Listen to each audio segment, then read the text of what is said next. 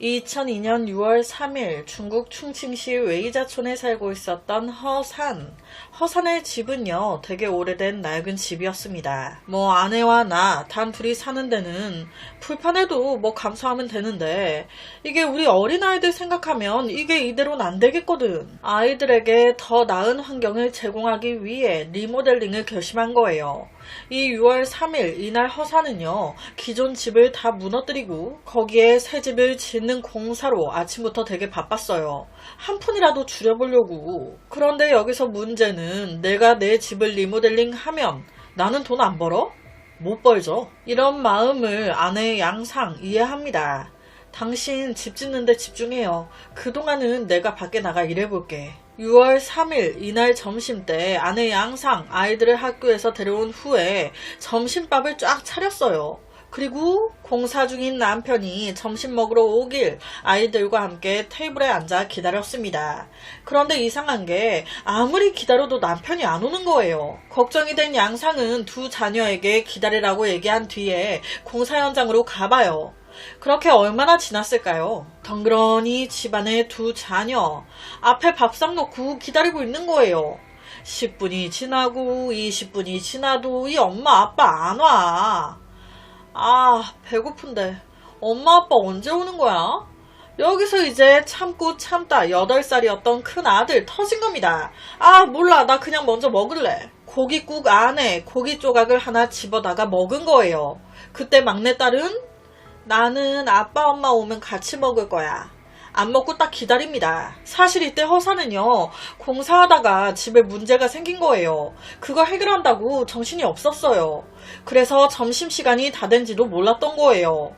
아내가 찾아와서야 알았다고. 그는 같은 공사 동료들에게 얘기한 후 아내의 양상을 따라 점심 먹으러 집으로 돌아갑니다. 애들아, 많이 기다렸지. 미안해. 엄마 아빠 왔어. 그런데 웬걸? 문 딱 열자마자 보인 광경, 우리 소중한 아들이 땅바닥에 쓰러져 있어.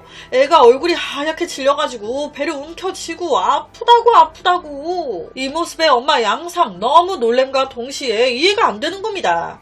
내가 이 집에서 나올 때까지만 해도 우리 아들 멀쩡했는데 양상이 나갔다 들어온 지 약 30분 정도밖에 안 된 상태였어요. 30분 만에 이게 무슨 일이야. 아버지 허산 또한 놀란 건 마찬가지였죠. 바로 아들을 들쳐업고 병원으로 향합니다. 요새 날씨가 너무 더워서 더위를 먹은 것 같네요. 약 처방했으니 좀 쉬고 나면 나아질 거예요. 열사병 진단이 나옵니다. 집에 돌아와 약을 먹고 나니 아들의 통증 정말 좀 나아진 듯 보였어요.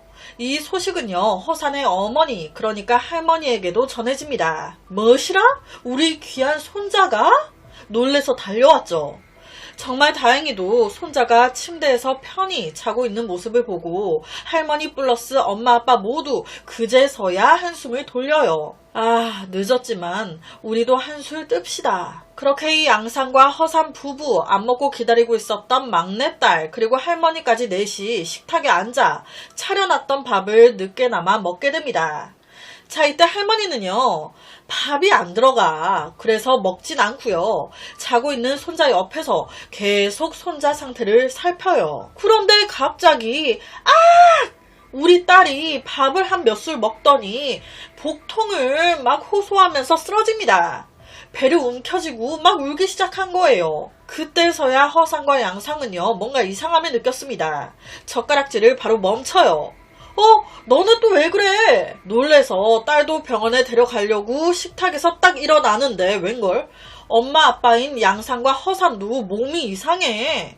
이 둘도 그대로 바닥에 쓰러집니다. 와, 지금 이게 무슨 상황이야? 이 할머니 너무 놀란 거예요. 아들의, 손녀의, 며느리의 다 쓰러진 거 아니에요. 막 울면서 밖으로 나가 이웃한테 도움을 요청합니다. 이 이웃의 도움으로 모두 병원으로 이송되게 되는데, 처음에 할머니하며 이웃들 모두 이 가족 식중독에 걸렸다고 생각했어요. 그런데 웬걸? 양상과 허산이 죽어버렸어. 그나마 다행히 딸은 삽니다. 그러니까 큰아들과 딸만 살고 엄마 아빠가 죽어버린 거예요. 이 어린 두 아이들을 어떻게 살아가라고. 할머니는 또 어쩝니까? 한순간에 아들을 잃었어요. 이런 결과에 다들 놀란 거예요. 아니, 식중독으로 사람 사람이 죽어? 거기다 왜 어른 2명만 죽었지? 뭔가 이거 식중독이 아닌 것 같아. 그래서 이 마을 사람들이 경찰에 신고를 해준 거예요. 이에 경찰 할머니의 증언을 토대로 제일 먼저 사건 현장에 있던 음식들 하나하나 가져다가 조사를 시작합니다. 그 결과 와, 고깃국에서 쥐약 성분이 엄청 나온 거예요. 누가 여기다가 쥐약을 탔네. 그걸 이 가족이 먹었네. 즉 이건 100% 살인사건. 하마터면 일가족이 모두 죽을 뻔했습니다. 어린 두 아이가 부모를 잃었어요. 누가 이딴 짓거리를 한 걸까? 경찰은 바로 사망한 아버지 허산에 대한 조사에 들어갑니다. 허산은요, 형제가 되게 많았는데 거기서 셋째 아들이었어요. 가정의 경제적 압박이 비교적 큰 편이었습니다. 10대 때 학교를 자퇴, 일찍 일선에 뛰어들어요. 그러다 그가 성인이 됐을 때 웬걸 아버지가 돌아가신 거예요. 홀로 남게 된 우리 엄마. 그런데 형제들 중 그 누구도 엄마를 보필할 생각을 안 해. 그러니까 이 허산이 내가 엄마를 모시고 살겠다. 엄마와 단 둘이 살게 된 겁니다. 이런 그의 착한 마음을 마을 사람들 알았겠죠. 좋은 여자 소개시켜주고 싶어. 그렇게 마을 사람들 소개로 만나게 된 사람이 바로 이웃마을 소녀 양상이었습니다. 양상은 소박하고 착한 근면한 여자였어요. 양상은요, 사귀면서 종종 허산 집에 가서 요리도 해주고 허산의 어머니도 잘 돌봐주고, 그러니까 허산 입장에서는 너무 고마우면서도 이 여자다 싶었겠죠. 만난 지 1년 만에 결혼합니다. 결혼 후에 이 시어머니는 자기가 살고 있던 집을 허산과 양상한테 이제 살라고 주고요. 자기는 바로 옆에 작은 집으로 이사해요. 낮 시간 동안 허산은 밭에서 바쁘게 일했습니다. 양상은 집에서 남편과 시어머니를 위해 요리했죠. 그러니까 모두가 쿵짝이 너무 잘 맞아 너무 평화롭고 행복했습니다. 여기에 플러스 양상 임신까지 했어. 와우, 아들이야. 그리고 2년 뒤 딸까지 낳습니다. 퍼펙트죠. 허사는요, 정말 너무너무 행복하면서도 반대로 앞날을 걱정하지 않을 수가 없었어요. 우리 집 돈이 없거든. 이 두 아이를 잘 케어해줘야 하는데, 우리보다 더 나은 환경에서 살게 해줘야 하는데. 그래서 허사는 외지로 나가 일을 하기 시작했습니다. 하루하루가 너무 힘들었어요. 하지만 내가 힘든 만큼 우리 아이들은 너무 행복하게 자라고 있으니까 이 모든 것이 가치 있다고 느끼며 버텼습니다. 그러다가 약 2달 전인 2002년 4월경에 일한 대금을 모두 정산받아가지고 고향으로 돌아온 거예요. 간만에 집에 딱 와서 봤더니 와, 우리 집이 이렇게 허름했나? 이런 집에 우리 두 아이들이 살고 있었구나. 돈 받아온 걸로 새 집을 지어야겠다 생각했던 거예요. 공사를 위해 기존 집을 무너뜨려야 했습니다. 그럼 이 가족은 어디서 살아? 한 이웃의 빈집으로 이사해요. 당연히 공짜로 이웃집을 빌리는 건 아니었습니다. 그 이웃한테 일정의 돈을 줬죠. 플러스로 간혹 맛있는 음식도 만들어서 갖다 주고, 그러니까 이웃들과도 굉장히 잘 지낸 거예요. 그런데 웬걸 집을 짓기 시작하고 채 얼마 안 돼서 이 양상과 허산이 지금 죽어버린 겁니다. 가난한 두 아이들과 50세가 넘은 노인 한 명만 남긴 채 말이죠. 앞서 언급했지만 이들이 사망하고요. 이웃들이 더 난리가 나고 더 붕괴했습니다. 이렇게 착한 사람들을 누가 이렇게 만들었냐고. 꼭 범인 잡아야 한다고. 경찰 조사 결과 이 부부만 유독 증상이 심했던 이유는 이 두 사람이 그 독이 든 고깃국을 많이 마셨기 때문이었습니다. 이 두 아이들은 먹어봤자 그 고깃국 안에 고기만 몇 점 먹은 상태였어요. 그래서 다행히 산 거예요. 허산 가족의 행동 반경은요, 매우 단순했습니다. 밖을 자주 다니는 사람은 허산뿐인데 그 또한 거의 공사 현장 집, 누구와 갈등 있는 사람도 없고, 아니 단서가 너무 없어. 갈피를 못 잡겠는 거예요. 거기다 2002년 이때 수사 기술이 지금처럼 많이 발전하진 않은 상태였어요. 그래서 사실상 이 수사 중단됩니다. 이게 참 이 부부가 그래도 잘 살아온 사람들이구나 싶은 게요. 경찰은 솔직히 포기한 거 아니에요. 그런데 이 이웃들이 포기하지 않아요. 허산 부부의 시신은 그들이 살해당했음을 증명하는 가장 강력한 증거입니다. 이게 훼손되면 끝장이거든. 당시 여름이 다가오고 있었기 때문에 시신 부패 속도가 굉장히 빨랐어요. 그러니까 이웃들이 불안해진 거예요. 이렇게 억울하게 그냥 묻혀지면 안 되는데.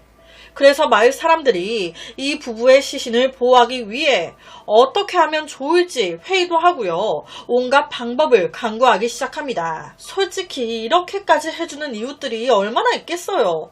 경찰이 손 놓은 걸 이 이웃들은 놓지 않은 거예요. 처음에는 한 이웃이 큰 냉동고를 가져왔습니다. 여기다 넣어서 시원하게 보관하면 좀 낫지 않을까요? 그런데 이 냉동고 안에 허상과 양상 시신 들어가겠냐고요. 이거 안 된다. 뒤이어 한 이웃이 또 말합니다. 그 두 사람 몸을 술통에 담가보는 거 어때요? 그렇게 하면 시체가 부패하지도 않고 그대로 유지가 된다고 하던데. 오, 그럴듯해. 그래서 마을 사람들이 매일같이 소주 한 병씩을 들고 산으로 올라가요. 허상과 그의 아내, 시신관에 모두 쏟아 붓습니다. 무려 5개월 동안 이렇게 했대요. 이게 쉽냐고요. 정말 대단하죠. 이게 나무관이면 썩었을 텐데 나무관이 아니었던 것 같아요. 그들이 이렇게 한 이유? 다른 이유 없습니다. 이 불쌍한 가족을 위해 하루빨리 정의를 실현하고 싶을 뿐. 하지만 이 소식이 퍼지면서 이게 무슨 볼거리라고 주위 이웃마을에서 구경 오고 정부까지 개입합니다. 이런 짓 하지 말라고. 그럼에도 불구하고 몰래 밤중에 이 부부 관에 들러 술을 부어놓고 가는 이웃들이 많았대요. 이렇게 되니 정부는 안 되겠다. 허산의 어머니에게 연금과 장례비 지급, 그들의 두 자녀에게는 무상으로 학교에 다닐 수 있도록 만들어줍니다. 자, 우리가 이렇게 해줬으니까 그만 관에 술 부어, 응? 그만해. 이렇게 정부가 해주고 나서야 마을 사람들이 부부 관에 술 붓는 걸 멈췄대요. 2002년 11월 허산 부부, 마을 사람들에 의해 다시 안장됐다고. 그런데 여기서 잊지 말아야 할 게 아직 범인 못 잡았다는 거예요. 허산의 친척은요, 2009년까지 경찰서를 찾아와 수사를 요청했습니다. 하지만 이 2009년도도 그닥 수사 기술이 그냥 그랬거든요. 아무런 단서 얻지 못해요. 오히려 7년 정도 더 지나버려서 수사가 더 어려워. 그렇게 이 허산 부부 살인사건은 미제 사건이 돼버립니다. 그런데 의외로 2011년 사건 발생 9년 만에 한 여자가 갑자기 경찰서를 찾아옵니다. 제가 허산 부부를 독살한 사람이에요. 갑자기? 그녀의 이름은 리리. 그런데 여기서 충격적인 게 뭔지 아세요? 이 여자 허산이 공사 진행하면서 가족들 살 곳이 없으니까 이웃의 빈집을 빌렸다고 했잖아요. 그 집을 제공해준 이웃이었습니다. 이게 뭐 어떻게 된 걸까요? 이 가족이 공사로 인해 빈집으로 이사 왔을 때 허사는요, 공사 때문에 거의 집에 없었어요. 하지만 아내 양상은 달랐습니다. 하루 종일 아이들과 남편을 위해 요리하고 집안일하고 간혹 일 나가는 거 빼고는 거의 집에 있었어요. 우리가 그럴 때 있죠. 갑자기 집에 전구가 나가거나 변기가 안 내려가거나 혹은 설거지하는데 물이 역류하거나 등등. 이럴 때 남자가 필요하잖아요. 그런데 허사는 거의 공사장에 있거든. 그러니까 이럴 때 양상이 이 여자, 이 리리 집을 찾아온 거예요. 자기 사정을 얘기해요. 도와달라. 그럼 그때 누가 가냐? 이 여자의 남편, 장외이가 도와주러 가는 겁니다. 처음에는 아무 생각 없었어요. 그런데 내 남편이 저 여자 집에 이것저것 고쳐준다고 왔다 갔다 그러면서 마을에 이상한 소문들이 돌기 시작한 겁니다. 내 남편과 양상 저 여자 둘이 바람 피고 있다고. 처음엔 당연히 리리 무시했어요. 그런데 시간이 흐르면 흐를수록 신경 쓰이고 의심되고 여튼 기분이 별로야. 어느 순간 보니 저 여자와 내 남편 또 뭐 이렇게 친해졌어? 양상에 대한 모든 게 싫어지기 시작한 겁니다. 괜히 저 가족을 우리 빈집에 들여가지고 짜증나. 양상에 대한 증오, 원한이 쌓이기 시작한 거예요. 자, 그럼 진짜 이 리리의 남편과 양상 바람피고 있었을까요? 전혀 아니었습니다. 그러니까 이 소문이, 의심이 사람 여럿 잡은 거예요. 이런 원한, 증오가 커져 가다가 양상 너 한번 멋대봐라.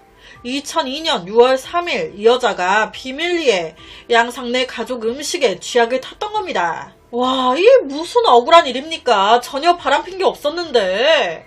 이 여자는요, 무려 9년 하고도 더 지나 갑자기 자신의 죄를 자백했습니다. 왜 갑자기 자백한 건진 모르겠어요. 하지만 여기서 팩트는 자백으로만 잡아 넣을 순 없거든. 증거가 있어야지. 그녀가 유죄를 인정하더라도 재수 없으면 증거 불충분으로 풀려날 수 있는 상황. 하지만 어떻게 재판까지 끌고 가요? 자, 여기서 정의가 실현됐을까요? 아니요. 무슨 이 여자 미친년이야? 갑자기 재판장에서 말을 바꿉니다. 쥐가 갑자기 찾아와서 이런 말을 해놓고 재판이 진행되니까 무슨 경찰의 압박으로 거짓 증언한 거라고. 무슨 경찰이 압박을 해. 지가 와서 말해놓고 자백한 걸 바꾼 거예요. 자기는 남을 해치는 그런 짓 한 적 없다고. 아니 지금 뭐 하자는 거야? 지가 했다며 자백했던 살인범이 법정에서 자백을 바꿔 무죄로 나온 겁니다. 아니 조용히 그럼 닥치고나 있든가. 유가족분들, 고인들을 한 번 더 기만한 거 아니에요. 이 사건은요, 이게 끝이에요. 무죄. 고로 범인은 아직까지 못 잡았습니다. 이 여자가 범인 맞는 것 같고 죄책감에 자백한 것 같은데 막상 재판장에 서니 무섭거든. 와, 어떤 식으로든 벌 받을 겁니다. 이웃들까지 모두 나서 꼭 범인 찾길 바랬는데 오늘 제가 준비한 이야기는 여기까지입니다. 어떻게 들으셨나요? 매일 저녁 10시 25분 모미지 업로드, 구독과 좋아요 한 번씩 부탁드립니다. 내일 또 다른 사건으로 찾아뵙겠습니다.